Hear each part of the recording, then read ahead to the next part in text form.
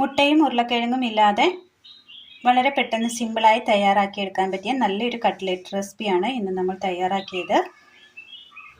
പുതിയൊരു വീഡിയോയിലേക്ക് എല്ലാവർക്കും സ്വാഗതം.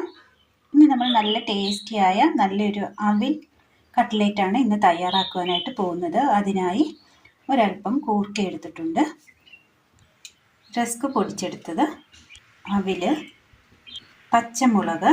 ഇനി ഇത് തയ്യാറാക്കുവാനായിട്ട് അടുപ്പത്തൊരു ചട്ടി വെച്ച് കൊടുക്കാം. ഇതിലേക്ക് കൂർക്ക അരിഞ്ഞതിട്ട് കൊടുക്കാം, വെള്ളം,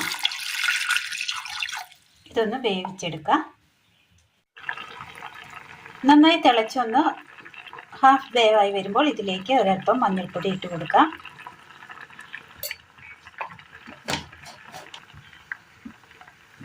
ഉപ്പൊരൽപ്പം,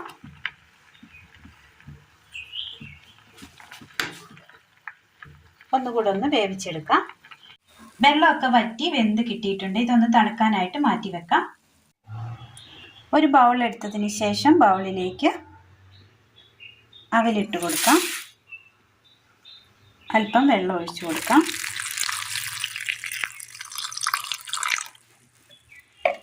ഇതൊന്ന് കഴുകി വാരിയെടുക്കാം. നന്നായി ഒന്ന് കഴുകി എടുത്തിട്ടുണ്ട്. ഇതിനി ഒന്ന് പിഴിഞ്ഞെടുക്കാം. മിക്സിയുടെ ജാർ എടുത്തതിന് ശേഷം മിക്സിയുടെ ജാറിലേക്ക് നമ്മൾ വേവിച്ച് വെച്ചിരിക്കുന്ന കൂർക്ക ഇട്ട് കൊടുക്കാം. ഇതൊന്ന് അടിച്ചെടുത്തുകൊണ്ട് വരാം. അടിച്ചു കൊണ്ടുവന്ന കൂർക്കയുടെ കൂട്ട് ഒരു ബൗളിലേക്ക് ഇട്ട് കൊടുത്തിട്ടുണ്ട്. ഇനി ഇതിലേക്ക് നമ്മൾ കഴുകിയെടുത്ത അവിലിട്ട് കൊടുക്കാം.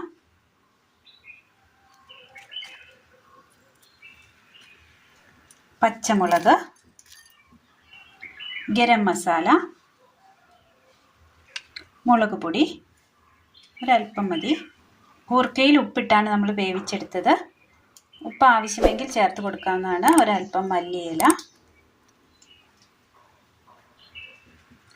ഒരു 2 സ്പൂൺ റവ. നന്നായി ഒന്ന് കുഴച്ചെടുക്കാം.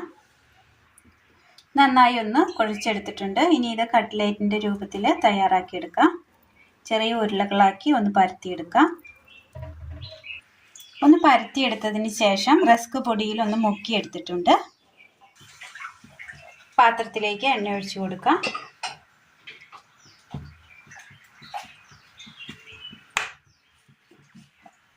എണ്ണ നല്ലതുപോലെ ചൂടായി വന്നിട്ടുണ്ട്. ഇതിലേക്ക് ഓരോന്നായി ഇട്ട് കൊടുത്ത് വേവിച്ചെടുക്കാം.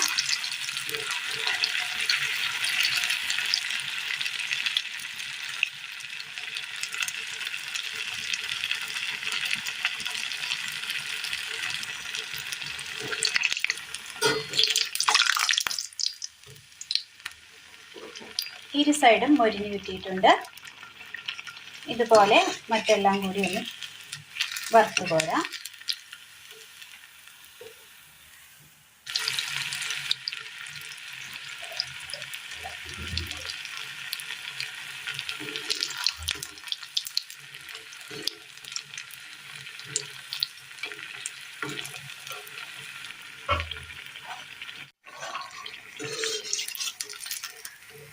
അവിൽ നമ്മൾ കഴുകി വരുന്നത് അവിൽ നല്ല ക്രിസ്പി ആയതുകൊണ്ട് തന്നെ ഒന്ന് സോഫ്റ്റായി കിട്ടുവാൻ വേണ്ടിയാണ് കഴുകി വരുന്നത്.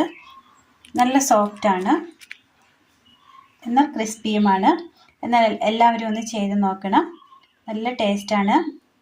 ഇത് മുട്ടയൊന്നും ഇല്ലാതെ തന്നെ തയ്യാറാക്കിയെടുക്കാൻ പറ്റിയ നല്ലൊരു കട്ട്ലേറ്റ് റെസിപ്പിയാണ്.